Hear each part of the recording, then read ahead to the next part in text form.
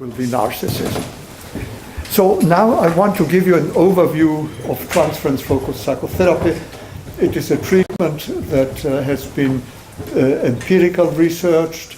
We did a major randomized controlled study comparing the treatment of 30 patients, 30 borderline patients with transference focused psychotherapy, with 30 borderline patients treated by supportive psychotherapy based on psychoanalytic principles, and 30 patients treated with DBT, dialectic behavior therapy, the leading cognitive behavioral psychotherapy for borderline conditions. I'm going to answer a question a gentleman asked me: what's the difference between borderline personality organization and borderline personality disorder? Borderline personality disorder is a specific personality disorder with specific characteristics described in ICD-10 and in DSM-5. Borderline personality organization is the general structural concept that includes, as I showed you, all the severe personality disorders. So that if we go back, as you can see, the borderline personality disorder is the paradigmatic personality disorder on the extroverted side. The schizoid personality disorder is the predominant personality disorder on the introverted side. I hope that with that I have, and all of these personalities, all of these below that dotted line are borderline personality organization. I hope that clarified. Yes, sir. I'm sorry. Yes, ma'am. Could I just ask, could you say something about the difference between what you have called narcissistic and malignant narcissism? How you would differentiate it?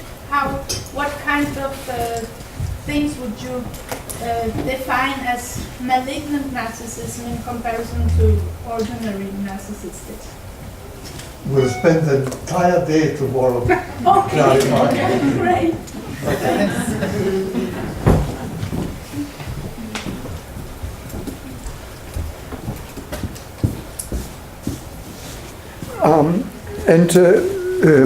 That the treatment showed that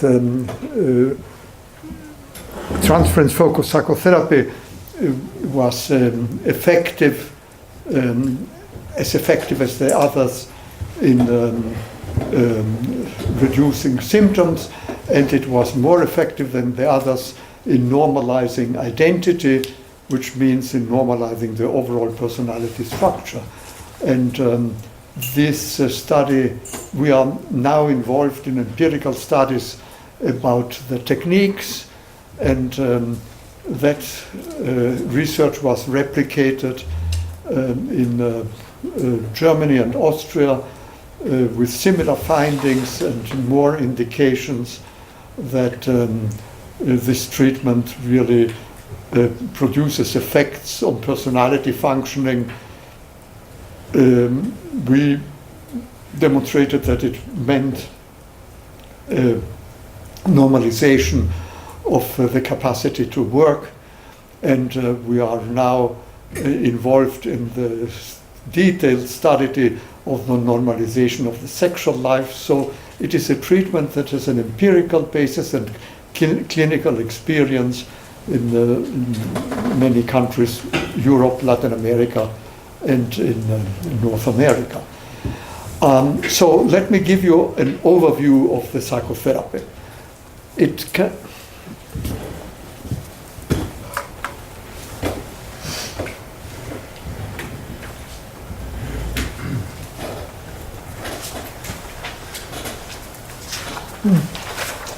Went too far.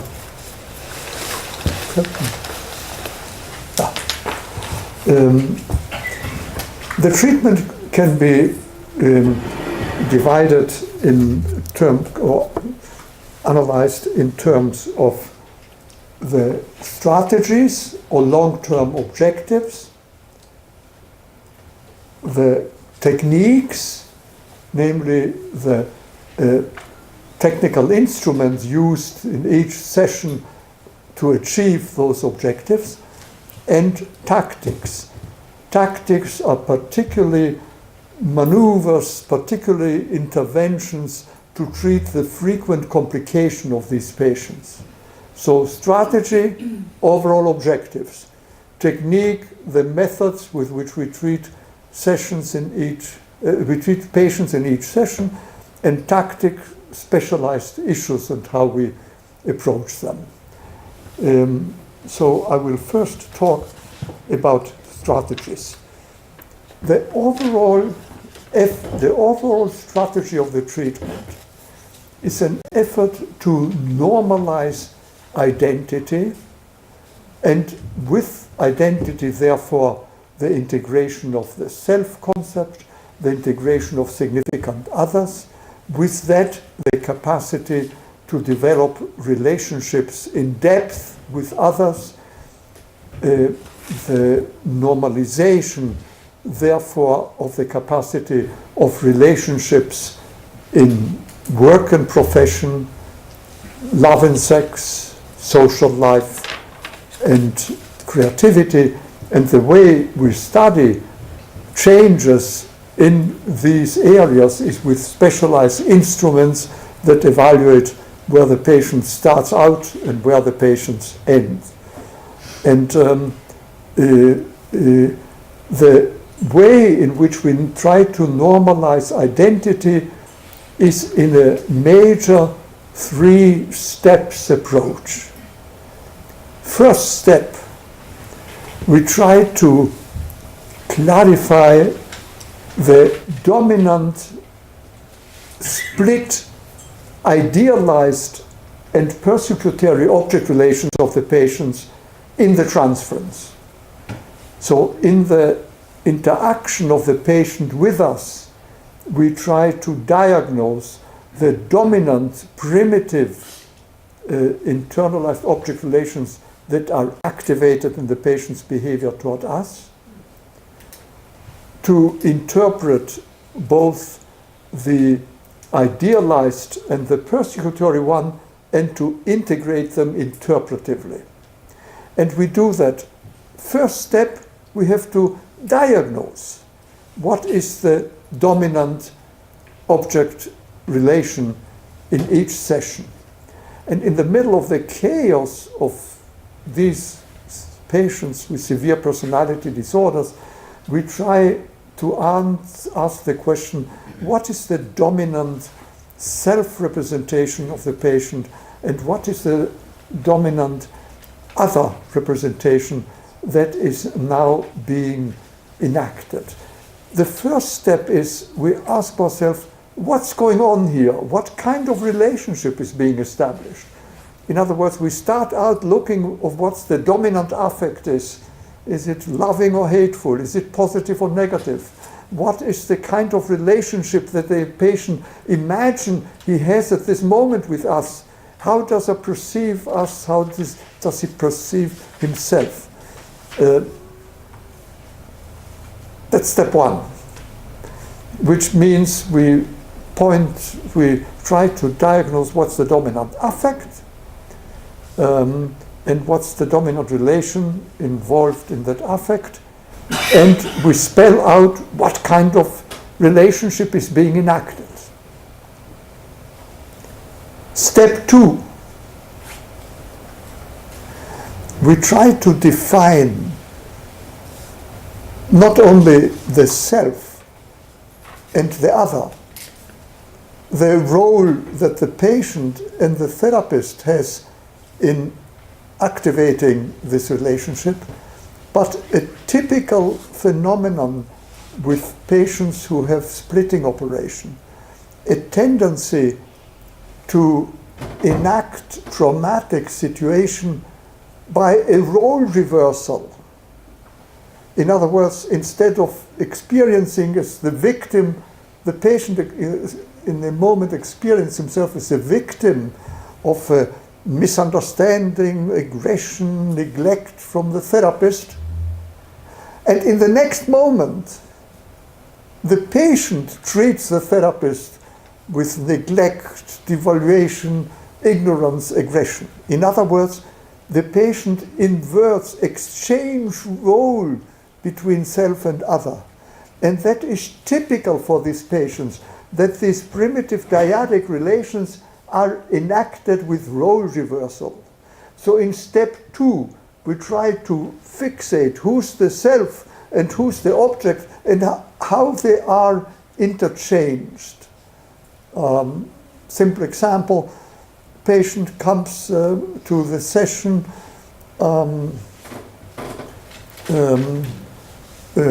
with a desperate sense the therapist is not interested,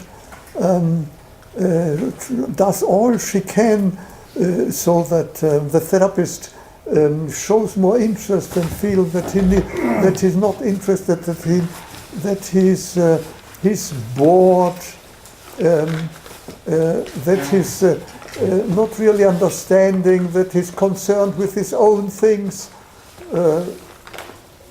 doesn't care for the patient. 15 minutes later, the patient seems to get bored, starts to yawn, and so one tries to find out what's going on.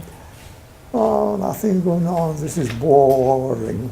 The patient enacts the role that previously was given to the therapist. A patient came into the office, a young man with all dressed in black, looking frightened, pulling his chair to a corner of the room.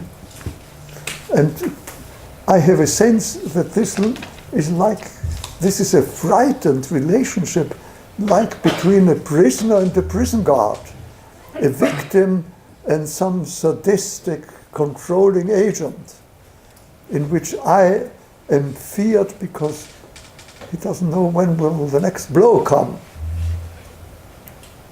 And then in the middle of the session, the patient gets very angry, gets very threatening, and real threatening. And I'm in the role of feeling afraid, and the patient is the role of the persecutor. So in the first part, I point out that the patient feels like a prisoner and I'm the prison guard. Now he acts like a sadistic prison guard and I'm like a prisoner who has to watch it and do the right thing, not to be attacked. That's step 2. Step 3 is the bringing together of these kind of experiences with the opposite idealized one that occur at other moments and in other sessions.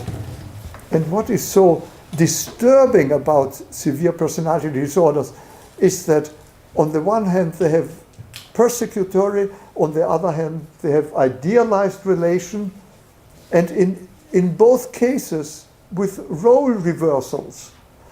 And it takes a long time for them to accept themselves in these idealized and persecutory relation, and to accept that they contain in their mind both victim and persecutor, that they are both self and object, and that their dilemma is that they cannot avoid being one and the other. Let me give you an example. One of our patients was about 22 when she started the treatment, severe chronic suicidal behavior, temper tantrums, drug abuse, sexual promiscuity. She got pregnant by one man, but accused another one because he had the money to pay for the abortion. Breakdown in the studies. Those were the main symptoms. In the sessions, the patients became at times extremely violent. At one point, for a period of weeks, she would wait at night in the hospital, in the parking lot, where she knew I was going to go and pick up my car, and the patient would, from the dark, yell. At that time, I was medical director of the hospital. The parking lot was right in front of the main wing, so all the patients could hear what was going on. And she was yelling, "Otto, do you shithead?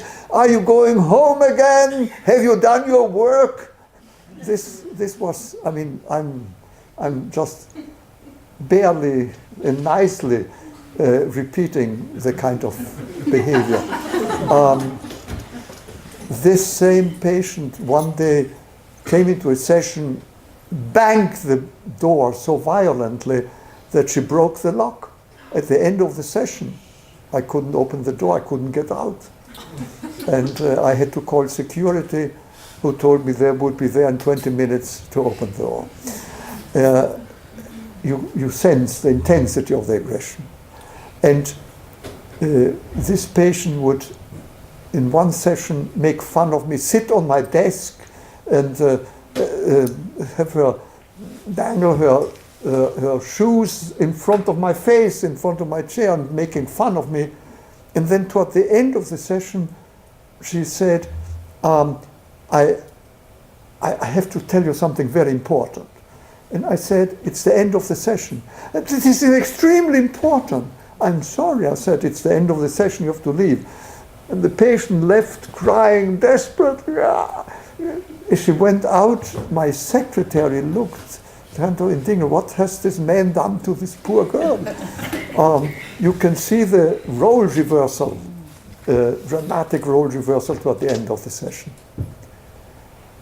This same patient had other moments where she had the feeling she would be okay if she just knew that I would take care of her. She had the fantasy that I was a kangaroo, and she was a baby kangaroo sitting in my pouch and looking at the world, and she felt if she could be a baby kangaroo sitting in me as the mother kangaroo, no more problem. She would be perfectly relaxed and happy. At one point, my house burned down. This really happened. I had a house in Scarsdale, New York. It burned down. It's a small village. It was in the newspaper all over because the whole thing burned down to the ground. Patient learned that, and next I couldn't see patient. I was too devastated for a week, but then I went back to see patients, and she came to the first session with a huge bunch of white flowers. "Poor Dr. Kernberg, I'm so sorry. These flowers are for you. What can I do to help you?" And she was like a distraught mother trying to help her poor baby who has had a terrible suffering. You see the role reversal in the idealized segment. Now she was mother, I was the baby taken care of. So she oscillated between completely contradictory roles. Just one more example. She learned about the wedding of my youngest daughter by a friend of a friend, and she asked the friend of the friend to ask the friend to take her secretly to the wedding celebration. And she came secretly and spent all night hiding and observing me and the family, and came the next day triumphantly and told me everything she had seen. So with a sense of triumph and control. This patient had been brutally mistreated by her mother in her childhood. Her mother picked her up, turned her around and threw her against the wall. The patient didn't dare to go to gymnastics so that nobody would see the blue and green spots she had all over her body. So at one point in the advanced stages of the treatment, the patient had the fantasy,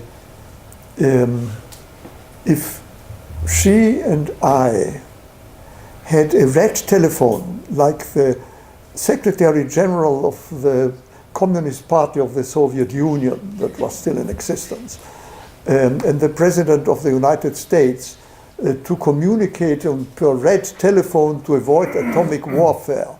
So if she had a red telephone and I had the red telephone, always with us, the red telephone, and she knew that whenever she called with the red telephone, I would immediately drop what I was doing to answer the telephone. And whether I was teaching, whether I was sleeping, whether I was having sex, playing football, studying, that was red telephone. So I told her that that was perfectly normal for a 3-month-old baby.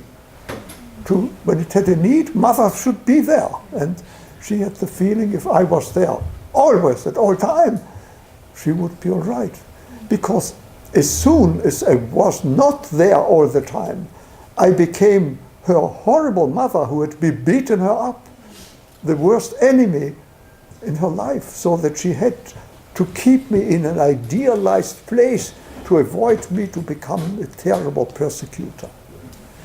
That is an integrative comment that I could only make after she already was aware of her proneness to be identified with victim and persecutor, with ideal baby, ideal mother. So going back to strategy, first point I had to diagnose, is this a loving or a hateful relationship? Second step, who is the patient? Who is the mother? And how are the interchange of personality in the persecutory and idealized segment? And third step, how one is a defense against the other, and the patient really is living both potential as part of a deeply unresolved, disturbing relationship. That's the strategy, the overall strategy of the transference focused psychotherapy. And let me tell you that step 1 takes few sessions, few weeks. Step 2 takes months. Step 3, many months. The treatment lasts at best a year and a half. It's a long-term intensive psychotherapy, 2 sessions per week.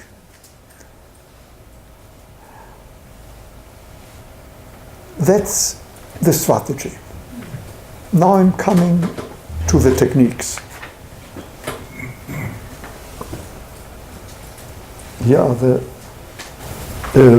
strategies the therapist experiences and tolerates the confusion of the patient's inner world, identifies in his mind the object relation that's dominant in the moment, names the actors, self and other, and sees whether the patient is able to understand that, then observes interpreting patient's role reversal, and finally observes and interprets the linkages between the idealized and persecutory dyads which defend against each other to integrate paranoid and idealized segment of experience, and finally expands this knowledge, his knowledge to generalize the patient's understanding of the differences between the development in the transference and the same relationships that she has been engaged in with significant others, generalizing the experience of the changes of identity. And in that process, then significant changes occur as the patient realizes how she has been really destroying her relationships in love and in work. This patient of mine that I mentioned to you ended up as a mental health specialist. She ended up as a psychiatrist after going back to college, medical school, and studying psychiatry. And after all the sexual promiscuity, ended up being able to establish a stable relationship, get married, has children. I will follow up on, this was a patient of our first research project. I will follow up now of 20 years, and she has been doing very well. That's the strategy. Now we are coming to the techniques.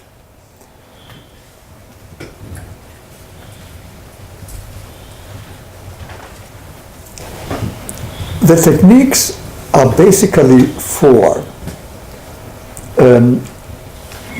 interpretation, transference analysis, technical neutrality, and countertransference utilization.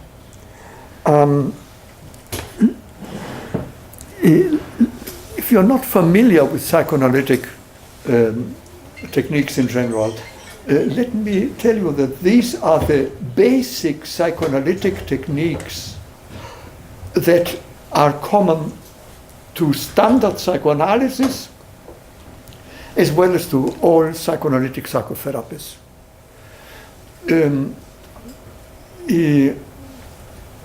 Other psychoanalytic techniques you may have heard of or be familiar with are really applications of these four technical interventions to specialized areas, such as character analysis, dream analysis, acting out, working through, somatization, termination.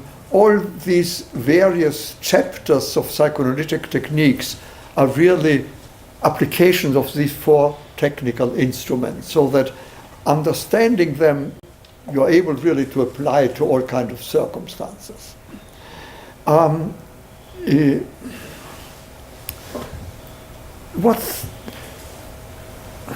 Before going to the techniques, I think I should mention that we establish as a working condition with the patient a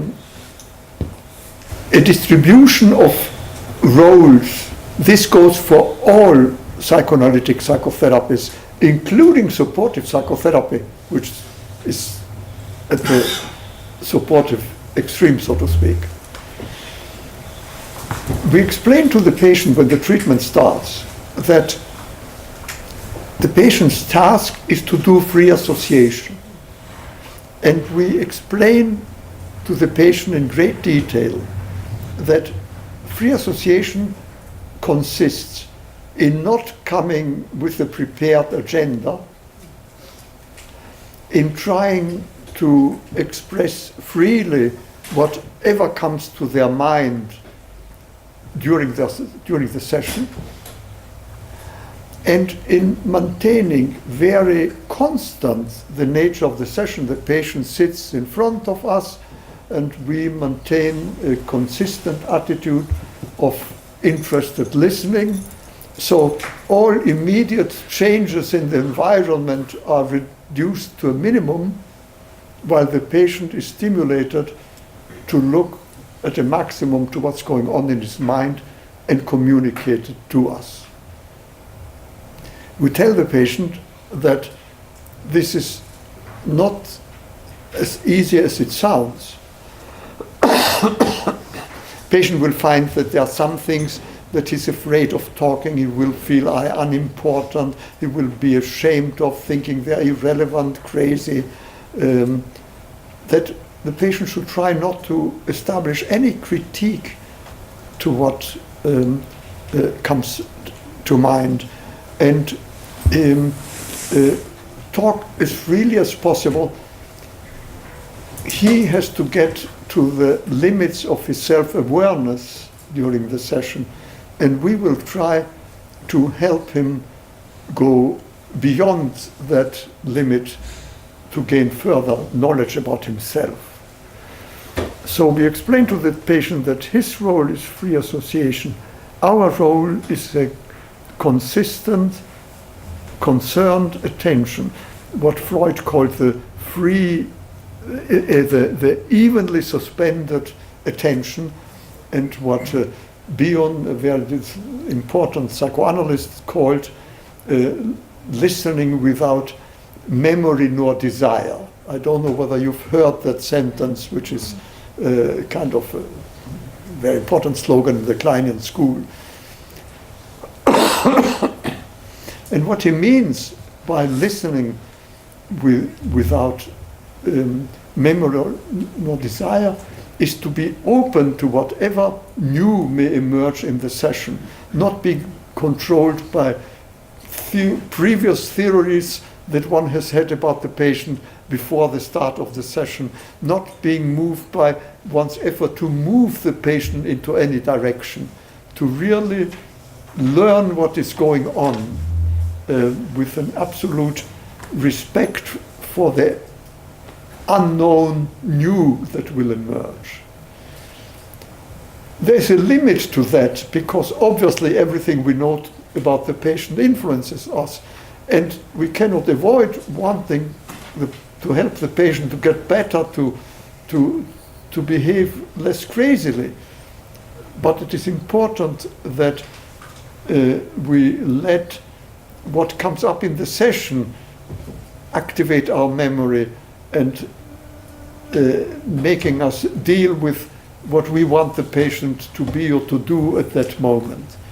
So that it's when things come up in one's own mind as a consequence of what's going on in the session, that is of course perfectly reasonable, and to the contrary, is very important material for us to work on, as we'll see when we talk about countertransference. So these are the working conditions. And this working condition, the patient doing free association, and we having an attentive, concerned listening, of course, is an ideal situation that these very sick patients destroy in 10 minutes. I gave you an example of that patient of mine to calmly say whatever came to her mind was the last thing on her mind. So what we established is a theoretical, ideal situation of a patient who needs help, comes for help, trusts the therapist of having knowledge without being omnipotent, the wish to be omniscient, the wish to help without being omnipotent, but that the therapist has the knowledge, the experience to help the patient, and the patient dares to be open, expose himself to the therapist, to help the therapist understand the patient beyond the patient's own understanding, and be able, therefore, to help the patient increase his own understanding. So it is an ideal object relation that serves as a kind of a frame against which we can measure the distortions of that implicit ideal, the distortion that in fact reflect the activation of the transference. And what we do then is to establish hypotheses about what is going on at this moment, as we are trying to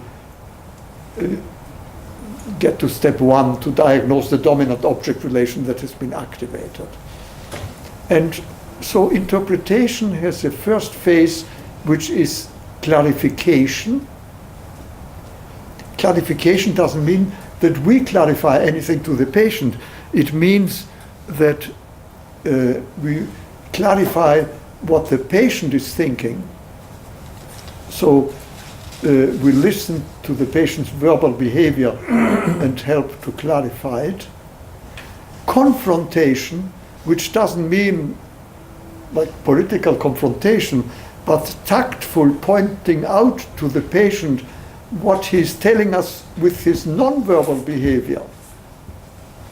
And finally, interpretation proper, which is using what we've learned from clarification and confrontation and from our own emotional reaction to the patient to establish a hypothesis of the dominant relationship that's going on right now.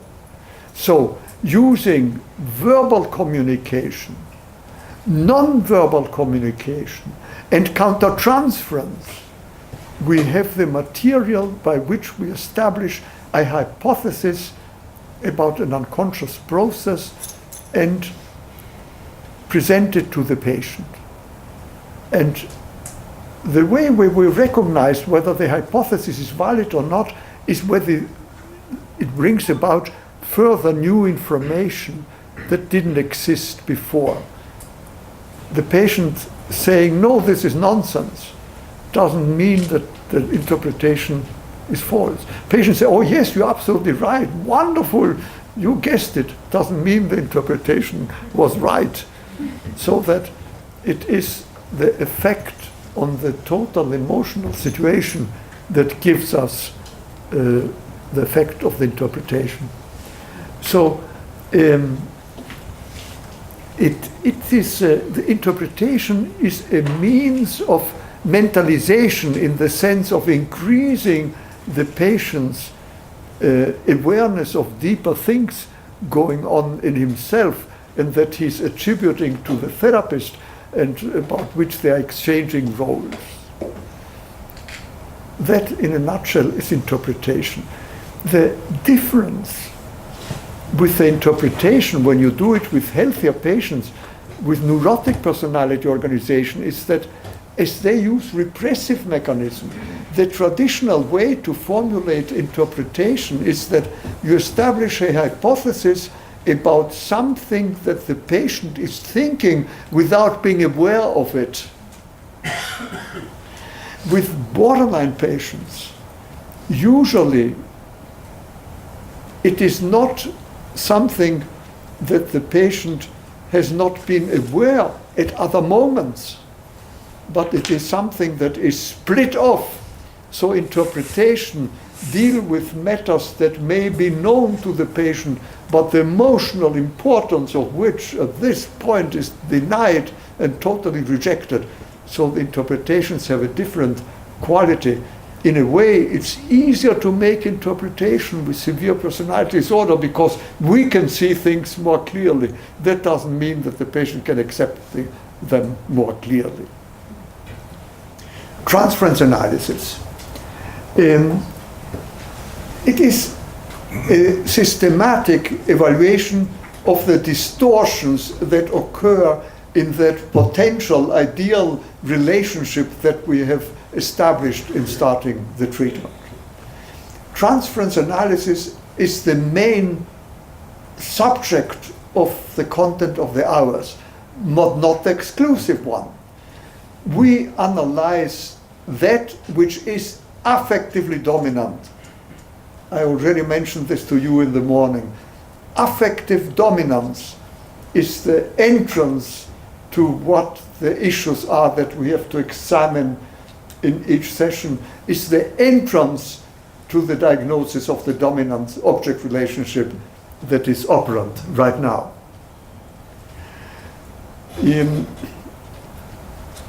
Transferences can be classified simply into positive and negative, but that is a very superficial classification.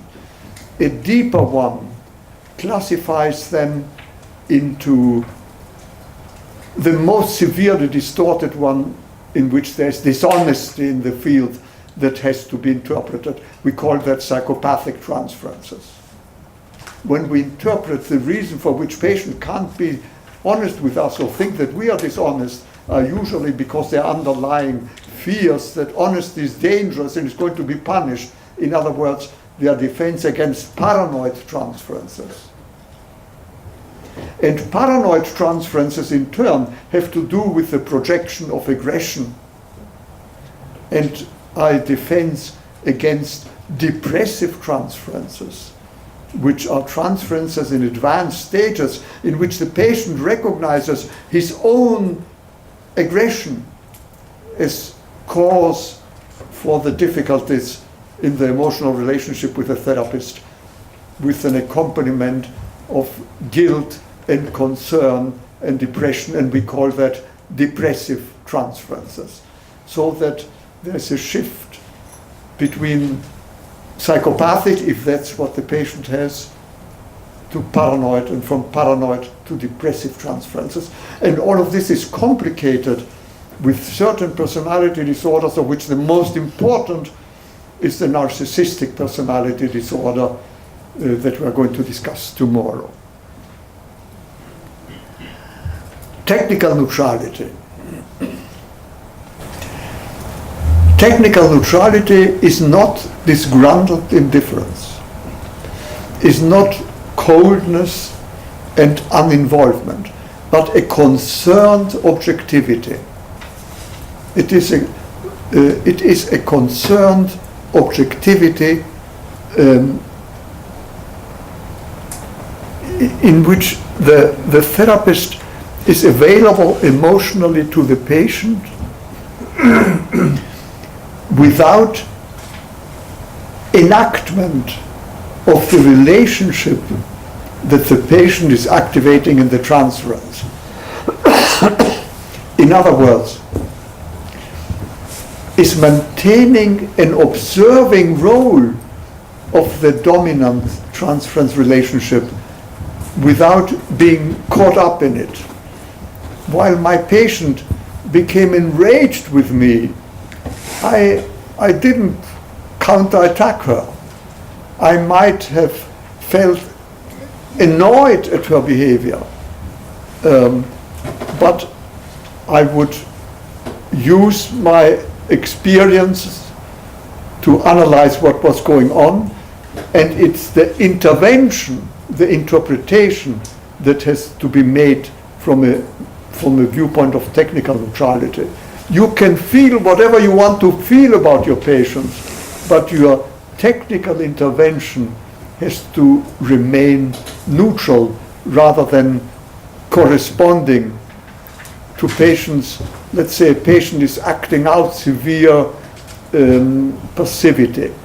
We had a patient who would come to the session with a big bottle of water, recline, and then start sucking. It was really like a baby sucking, and mumble, and the therapist would kind of look at this, watch, and kind of falling asleep. You see, the therapist was reacting against the excessive dependency with counterdependency, or against aggression with counteraggression, or against sexual seductiveness with counter-sexual seductiveness. And are patients who are very effective in creating sexually seductive atmosphere. There are other patients in whom sexuality, of course, is expressed with such a condensation of sexuality and aggression that it doesn't create a sexual response. One of our patients, treated by Dr. Jomans, who is one of our top therapists, insisted that she wanted to kiss him. She wouldn't take a no for an answer. All our sessions are videotaped. She didn't mind. She tore his shirt open and tried to kiss him, and he had to try to defend himself without getting entangled. So there are sometimes difficult moments. A patient of mine came to a session without underwear, sat down, separated her legs, and it became clear to me that she had no underwear, and I told her that she was not socially appropriately dressed, and that we would stop the session, and I expected her to be appropriately dressed in the next session, in which she came enraged with my having mistreated her, depreciated her. So it showed the element of aggression behind what looked like a sexual seductiveness. And by the way, that patient had been sexually seduced by a previous therapist whom she had. And she had the unconscious fantasy, if she tried, she would get me to respond. So that technical neutrality means response from an objective, concerned viewpoint, and therefore the therapist is split in one part in which is experiencing the effects of the transference relationship, and another part in which the therapist has to analyze what's going on. And in psychoanalytic treatment, technical neutrality is rigidly maintained. In transference focused psychotherapy, technical neutrality is abandoned when the patient threatens the boundaries of the treatment. You saw the example of my patient who came without underwear, and I stopped the session. That wasn't a technical neutral attitude. I was putting limits. I was telling her I won't tolerate that she exhibit herself in the session. We could talk about her wishes, that I find her sexually attractive and respond to that, but I would not tolerate behavior that was outside the realm of ordinary social interaction in a therapy session. So a patient of mine, I had to leave town, I was teaching. Last session before I left town, the patient told me, if you leave, I have 2 bottles with medication they accumulated. I'm going to commit suicide. So I told the patient, I'm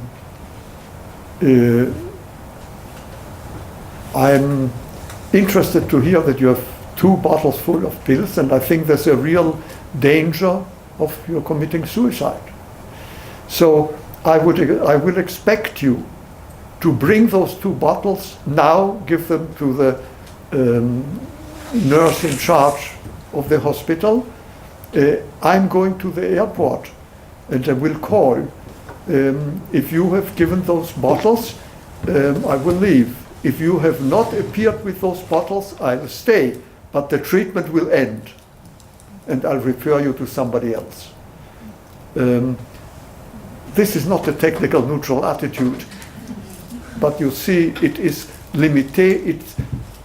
One technique is limiting technical neutrality to protect the life of the patient, the life of others, the life of the therapist, the office of the therapist, the life of the treatment. So in this regard, there is a significant difference in the way the technical neutrality is used.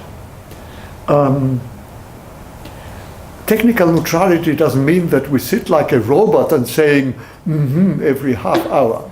It means an attitude of naturalness, appropriateness, but being in role at all times, meaning we don't talk about our own problems, our own interests. All our interventions are dedicated to what is important for the patient. And the 4th technique is utilization of countertransference. What is countertransference? It is the emotional reaction of the therapist at any particular point of the sessions.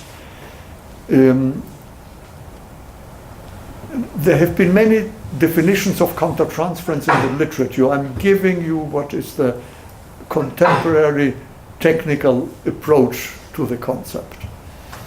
And the countertransference is determined by a number of features, by the transference, by reality in the patient's life. If the patient is facing a terrible emotional problem right now, it affects us emotionally.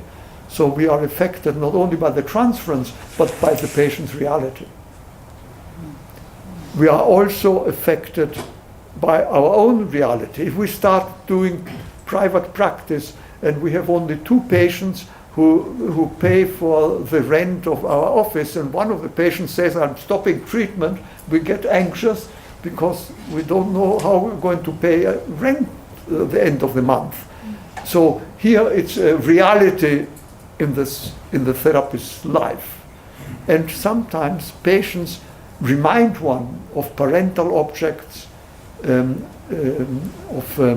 of siblings, and so one's own transference dispositions get activated as part of the countertransference. So countertransference is a complex origin, but the sicker the patient, the more it's determined by the patient's transference. And for practical purposes, the utilization of our emotional experience gives us very important clues to what's dominant in the patient's mind. How do we handle the countertransference?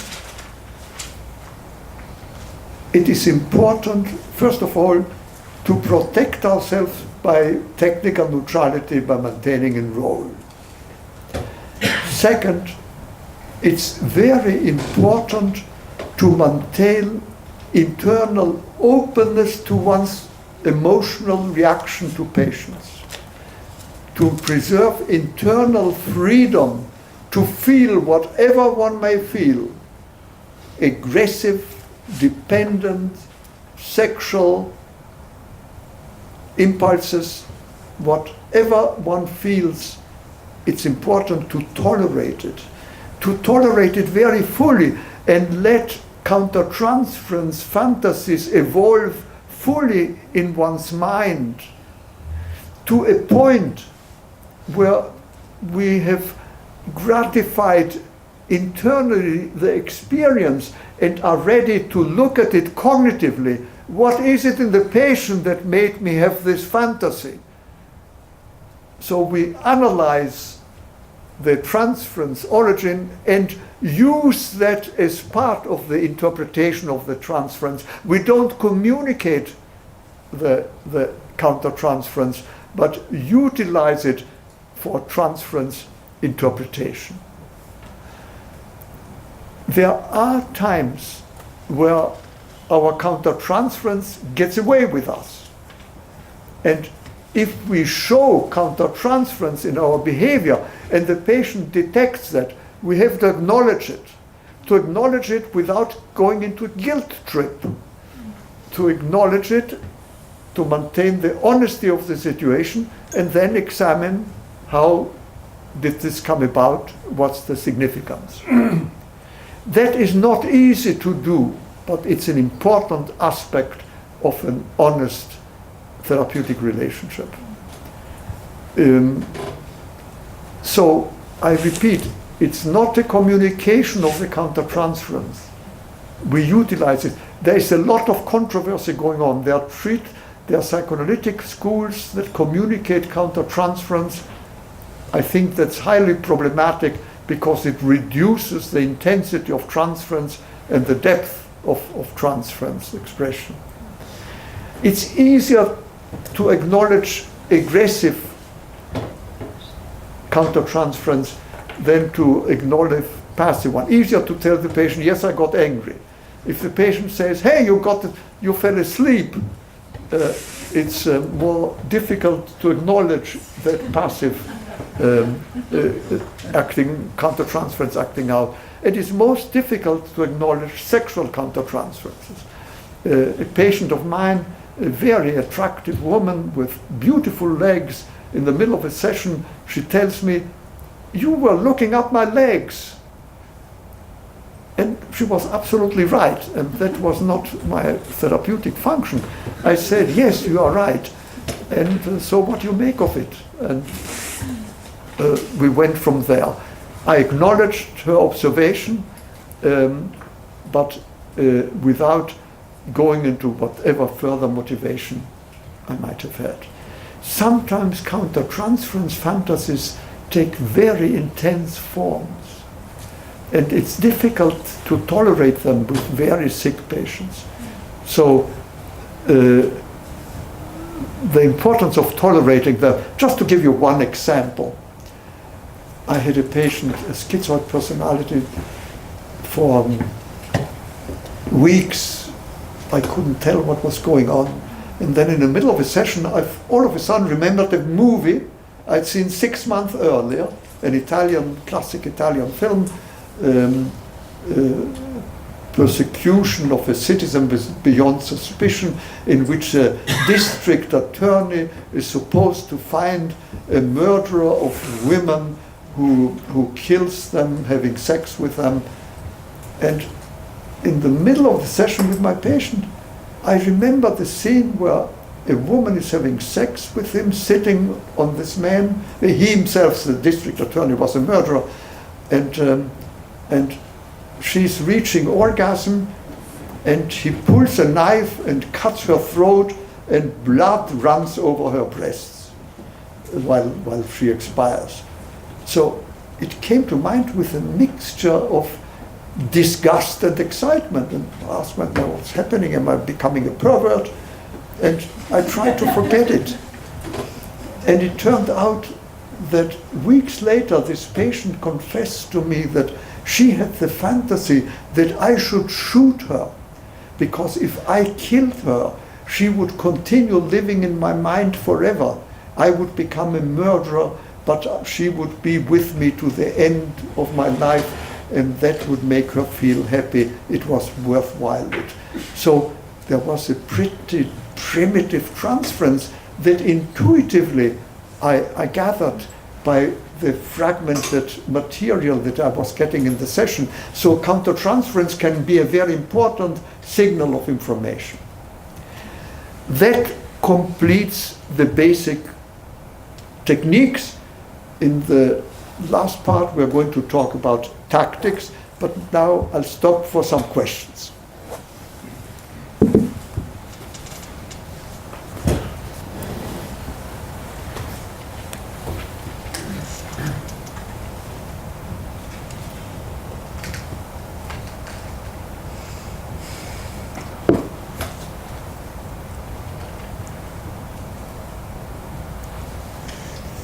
Yes, sir. Can you hear me? Yeah, I'm going to come closer. That will make it easier. Okay, go ahead. Okay, so you're saying that it's important to handle the countertransference, and that it sometimes can be difficult. Sometimes can be Difficult? Yeah, sure. Not to act out. And Yeah. so, what are your recommendations for making it easier for a therapist to handle these countertransferential feelings? I don't understand the question. How?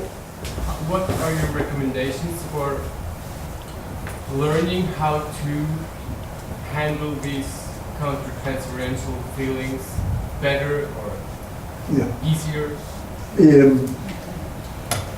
I think that once you know the principles, you can illustrate them by supervising therapy done by students. In carrying out therapy, the supervisee will develop strong emotional reactions, sometimes without even noticing it, as he communicates what happens between him and the patient. And you point out, you help the therapist to become aware of his emotional reaction and the difficulty he seemed to have in acknowledging it. So you teach student therapists to become very sensitive to their emotional reactions to patients and see them not as a disturbance, as a difficulty, but an important source of knowledge.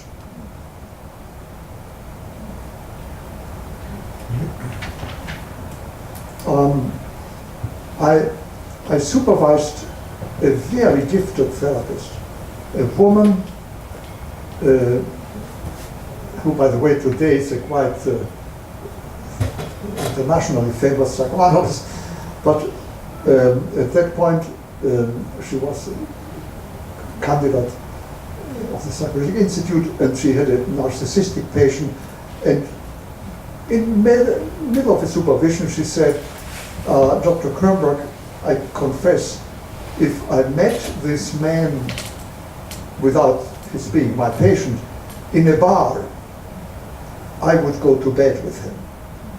So I told her, I appreciate her honesty, and I didn't want to go into whatever her motivation were to be interested in that kind of man, but the important thing is that the patient had activated that wish for sexual intimacy in her for him, and that was important. And what was the function of this patient's wishes that she becomes sexually interested in him? And the patient was actually a severely narcissistic personality who wanted to maintain his superiority by making her sexually dependent on him. And she was struggling against her feelings rather than seeing that it was important aspects of the transference that ideally should be interpreted. And she eventually was able to tell him that he was trying to seduce her not because he was really interested in her sexually, but that she should become interested in him as the most interesting man.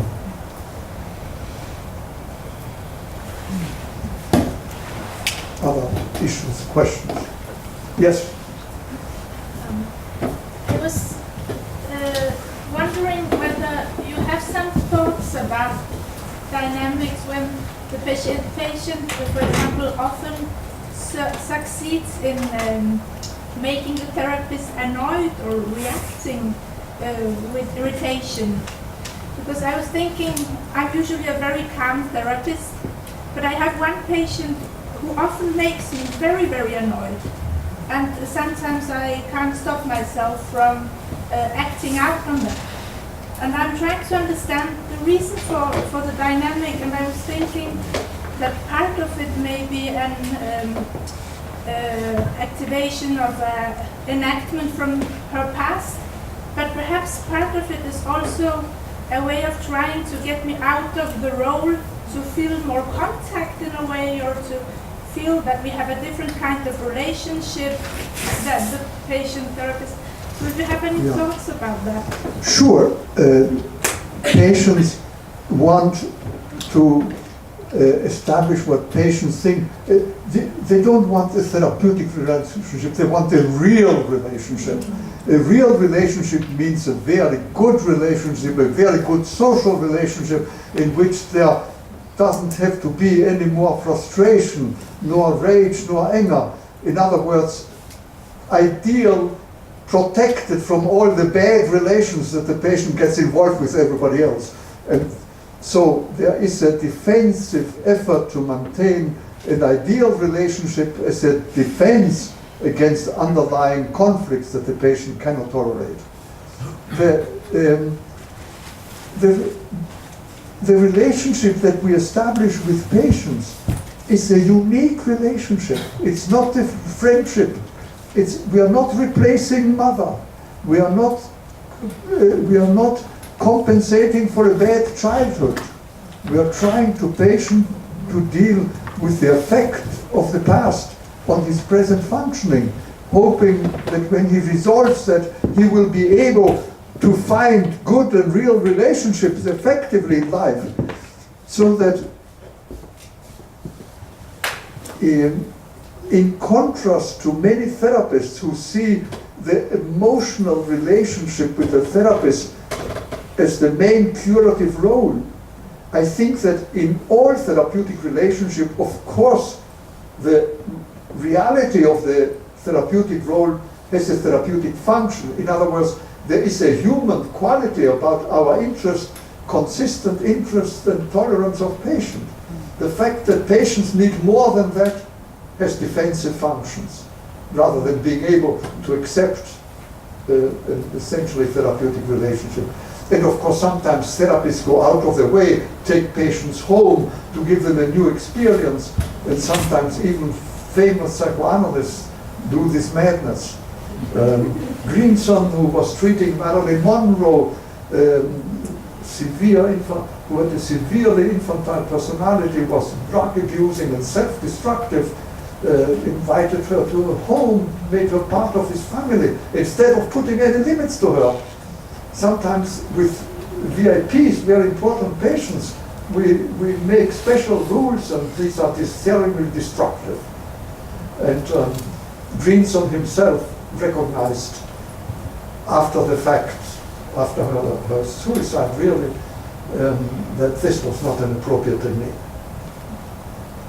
And I was very sorry about it because I liked the films of Marilyn Monroe.